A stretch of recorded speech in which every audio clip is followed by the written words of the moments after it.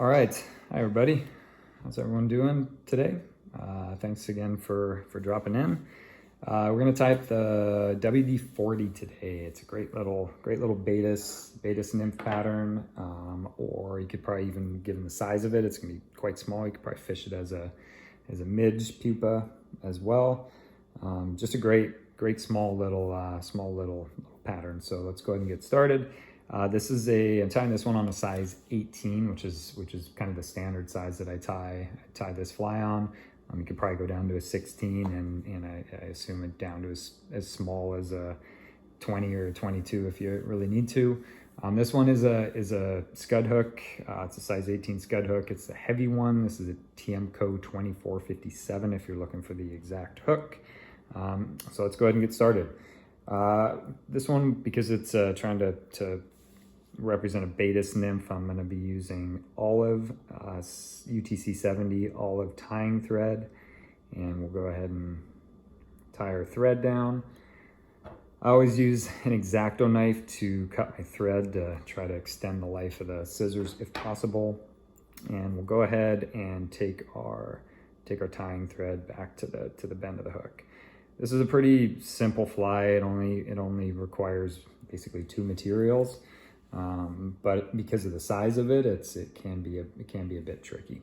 So we've got our tying thread back to where we want the tail to be. Now the tail of this is going to be mallard flank, and I'm not too particular about the quality of the mallard flank on this one. So I've got this crappy looking feather that's tips are all uneven, and it's not great.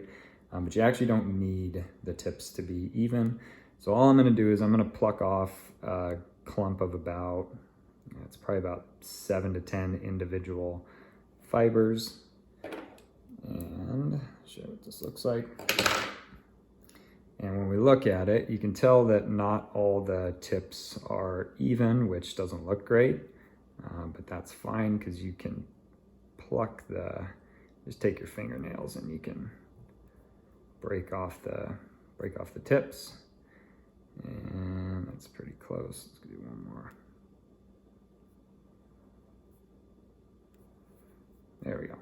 All right, so now our tips are pretty well even, and it doesn't really affect the quality of the tail.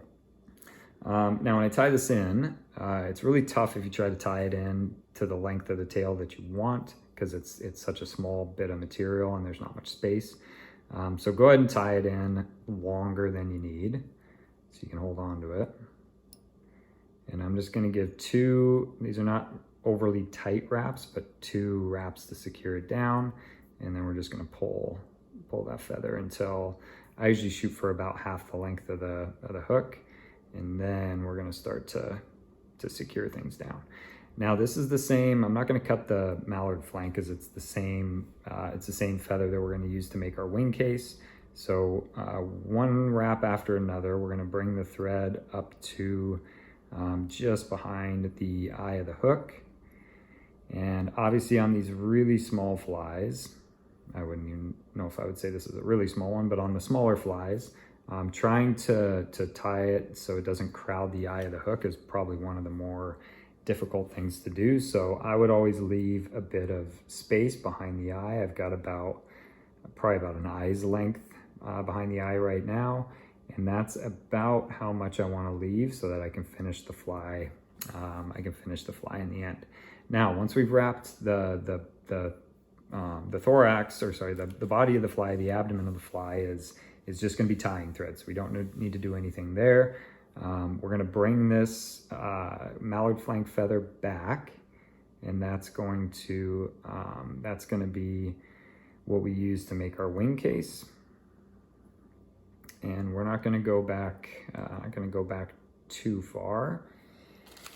Couple wraps there, and now just a tiny bit. I'm using a frog's hair dubbing here. That's just the smallest amount of dubbing, smaller than you probably even think. I'm just going to grab that little clump and wet your fingers. See if you can get that dubbing to wrap as tightly around the thread as you can. Like I said, it does not take very much on a fly of this size. go. And we're just going to give a couple wraps so there's a bit of a dubbed thorax. I need just a little bit more. I'd much rather have to add a little bit of dubbing than end up with too much and big clump, because on a little fly like this, it's just not going to work. All right, get that wrapped nice and tight. Slide it up to the thread, and we're just going to make a couple more wraps to finish off the thorax. And then our last wrap is right behind the eye. Now we can take our mallard flank, pull it over the top, and we're only going to make, I'm going to make one wrap to secure that down, and another wrap good and tight. And with these little flies, every single wrap that you make is important and it counts. So I always try to make sure that you don't over wrap the fly thinking you need to secure something down. Just a couple good tight wraps is usually enough. And now we'll whip finish to not only tie everything down to finish off the fly, but to also give this just a little bit of a head at the top of the fly. There we go.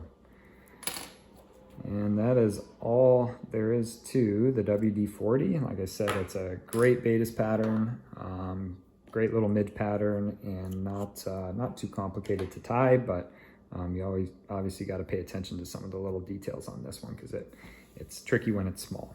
I hope that helped, and good luck out there. Thanks.